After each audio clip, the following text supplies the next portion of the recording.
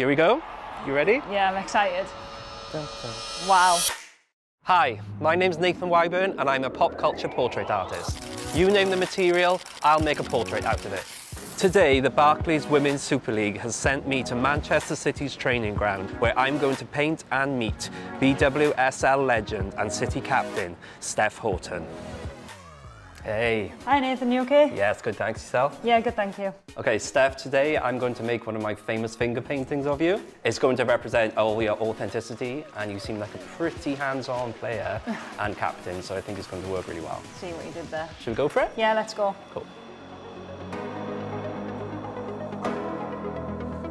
So Steph, tell me about where your passion for football began. Pretty much from when I was around 4 or 5. I come from the northeast, as you can probably tell by my accent, and pretty football mad up there, and my family were very much into football, and my dad and all my mates in the street, and pretty much that's where it started. And I think supporting Sunderland, I think you had to be passionate because they weren't the best team.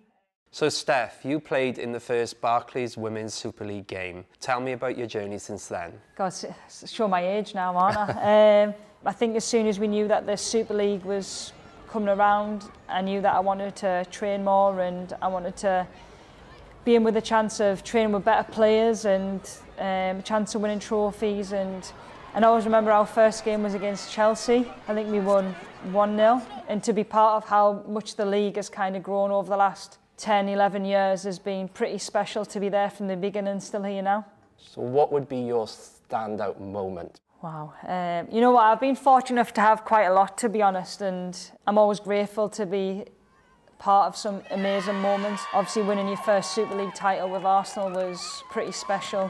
Winning the one with Manchester City here, and kind of the move that I did make to Man City was a risk probably seen by a lot of people, but that kind of proved that I was here to win, and I was here to be ambitious with this club. And I think for me, there's not really potentially a standout moment, but there's lots of moments where I think, okay, this game's gone so big, and I look at our Manchester derby in 2019, and to be one of the first clubs to sell over 30,000 tickets, and to now for it to be on Sky and BBC every single week, I think to be a part of that and to see how much we've grown is, yeah, it's pretty unique. How different is it now compared to when you first started, maybe? Oh, crazy different. I think to be getting 1,000 fans at Bournemouth for Arsenal games, I think we were absolutely buzzing with that. And even back then at Arsenal, part of my role, not just as a player, was an ambassador, was to run their social media and to help with that. And God, imagine if I had had that responsibility in Manchester City now, I think I'd crumble. So the reason I'm using fingerprints to paint today is because I said you're pretty hands-on as a leader. I'm excited to see what you're doing, actually. What does it mean to you to be a leader? What is a leader to you?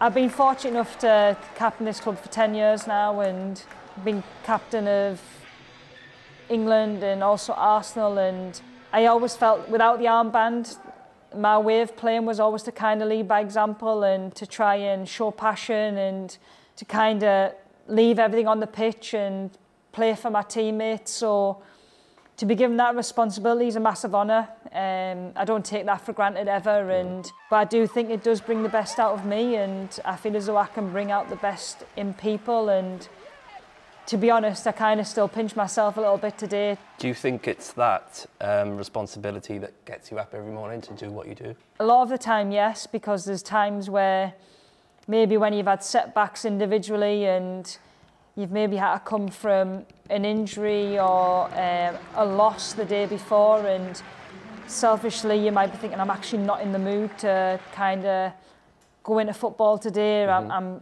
fuming that we've lost. But I think when you do have that responsibility, it's your challenge and it's your role to be able to pick others up and bring energy. And some days it is tough, but that's only natural. You can't be 100% happy every single day because that's just not normal. So to be me, but at the same time be kind of selfless and put the team first is something that I've really learned how to do and what is best for the group itself. So you won the Barclays Women's Super League in 2016. What are your abiding memories of that season? The beginning of the season, I think we were really struggling with numbers, and we really had to call upon like a few of the players that have not really had that much experience to really step up to the mark, and I think that kind of highlighted as a squad how much we'd kind of developed, because we knew that we needed everybody. And throughout that season, I'm pretty sure we only kind of conceded 4 goals. I think 2 or 3 of them were penalties. So to go through a season with that many clean sheets and KB pulling off absolute worldly saves, and defensively for us to be able to do that and to kind of be so hard to beat was something that, probably because I'm a defender, that's the feeling that you needed when you're playing, is just that feeling of like nobody's going to score past us. Have there been any sort of struggles mentally within your career, and how do you get over them?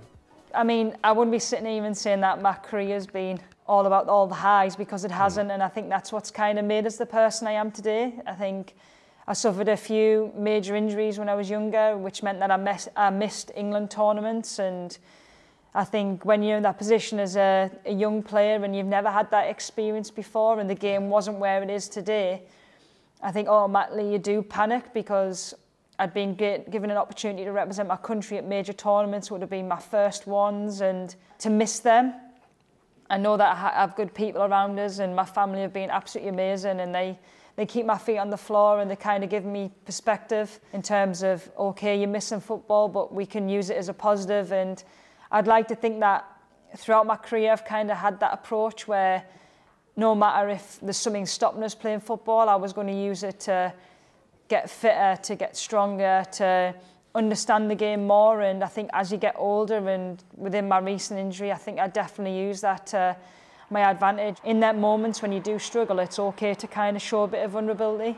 There's some days where it does get to you, the frustration of not playing, the frustration of missing the Euros. Yeah, it was tough, and it has been tough mentally, but I'd like to say I've come out of it with a good professional attitude. I've just kind of got my head down. I've realised that I just need to keep working towards something else. I think sometimes people just perceive that everything's going to be okay, but sometimes it's not, and you've just got to kind of fight through them and show real strength and get the right support around you. Yeah, there's strength in coming over something, isn't there? Yeah. And for anybody watching you and looking up to you, it's important to show that.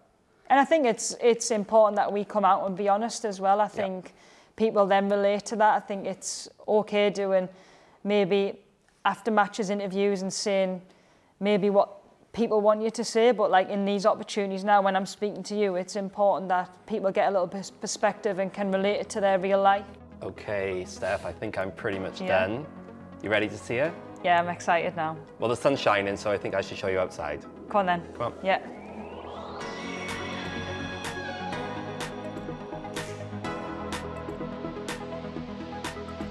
Right, Steph, I absolutely loved that. Finding out more about you was amazing.